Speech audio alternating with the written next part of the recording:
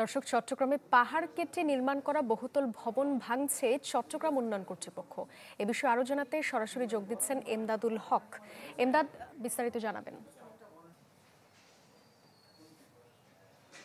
ভবনটি সেটি নির্মাণের শুরু থেকে নানা ধরনের কিন্তু সমালোচনা ছিল, গণমাধ্যমেও লেখালেখি হয়েছে, কিন্তু যারা নির্মাণকারী কর্তৃপক্ষ ছিলেন তারা সিডিএর আপত্তি সত্ত্বেও তারা হাইকোর্টে কিন্তু রিট করে এই ভবনের নির্মাণ কাজ সেটি কিন্তু চালিয়ে গেছেন। এবং গতকালকে হাইকোর্টে যখন তাদের যে রিটটি বা আবেদনটি সেটি খারিজ হয়ে যায়, এর পরপরই আসলে চট্টগ্রাম উন্নয়ন কর্তৃপক্ষ কিন্তু এই ভবন, যেটি আসলে পাহাড় কাটা যেমন হয়েছে এই ভবন নির্মাণে, একই সাথে যেভাবে অনুমোদন দেওয়া হয়েছিল, অনুমোদনের যেভাবে নির্মাণ করার কথা ছিল সেটিও কিন্তু ব্যর্থ করা হয়েছে। এজন্য আজকে কিছুক্ষণ আগে থেকেই কিন্তু এখানে যে ভাঙ্গা হচ্ছে সেই ভাঙ্গার কাজ কিন্তু চলছে, উচ্ছেদ অভিযান চলছে।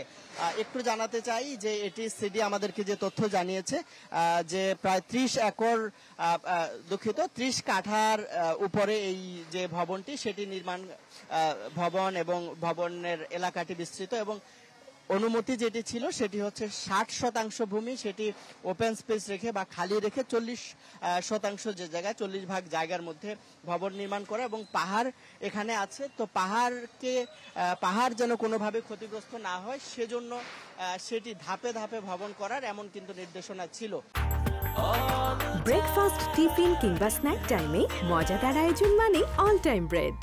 কিন্তু আপনি নিশ্চয়ই ক্যামেরার মাধ্যমে দেখছেন যে পিছনে যে পাহাড় সেটি কিন্তু কেটে ফেলা হয়েছে, এবং পুরো এলাকাটি এরকম পাহাড়ি ছিল। সামনের জায়গাটিতে হয়তোবা অত উঁচু পাহাড় ছিল না, আর একটু নিচু পাহাড় ছিল, সেটিও কাটা হয়েছে। তো এমন বাস্তবতায় আসলে দীর্ঘদিন ধরে সিডিএর পক্ষ থেকে সিডিএ যেটি বলছে যে তারা চেষ্টা চালিয়ে যাচ্ছিল কিন্তু পারছিল না। তবে আজকে গতকালকে যেহেতু হাইকোর্টের পক্ষ থেকে তারা আদেশটি পেয়েছেন, এটি উচ্ছেদ করা যাবে বা আবেদন যারা নির্মাণকারী কর্তৃপক্ষ ছিল তাদের বিপক্ষে আদেশটি গেছে। আজকে থেকেই তারা অভিযানটি পরিচালনা করছেন, এবং যে ব্যত্যয় আছে সেই জায়গায় তারা ভেঙে এই ভবনটি কে যেন পরিবেশসম্মতভাবে এবং বৈধভাবে অনুমোদিতভাবে নির্মিত হয় সেজন্য তারা কাজ করছেন বলে কিন্তু আমাদেরকে জানিয়েছেন। এমদাদ, ধন্যবাদ আপনাকে। চট্টগ্রাম থেকে যোগ দিয়েছিলেন সহকর্মী এমদাদুল হক।